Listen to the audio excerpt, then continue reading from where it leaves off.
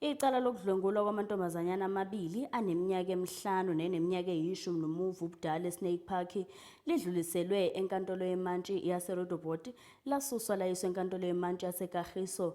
Amantombazane kusolakala ukuthi adlwengulwa yindodana yowayeyiso likanina okuyimanje ngaphandle ngebheyili, kanti namhlanje izingane bezisenkantolo ukuze zidlulisele udaba lwazo kusonhlalakahle lapho kwanqunywa khona ukuthi zizoyiswa endaweni ephephile ukuze sithole ukunakekelwa nokuvikelwa okudingekayo.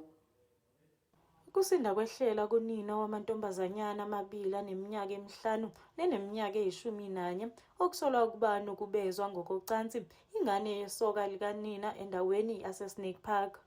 Namhlanje inkantolo yemantshi yaseKagiso nosonhlalakahle balalele udaba ezinganeni. Kanti-ke inhlangano yeseka izisulu ayenemeneze ngendlela okuqhubeka ngayo leli cala. Kubuhlungu because kokucala nje kwayena the IO ophethe the case akusumuntu ukuthi uyacommunicator.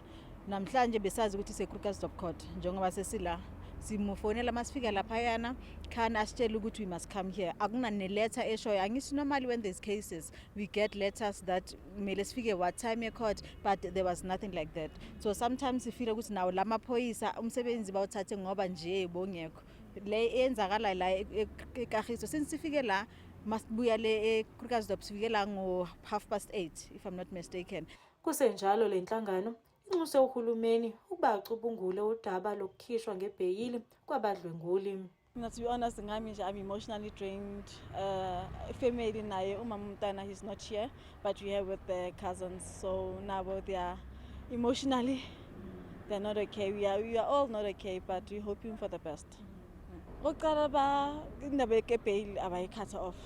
Every day we can be on a case ukuthi umuntu bulele umuntu rapile. How can you give someone a bail umuntu ezalentela? So they must just be strictly on the bail on those cases, and yeah, it must sentence abe harsh.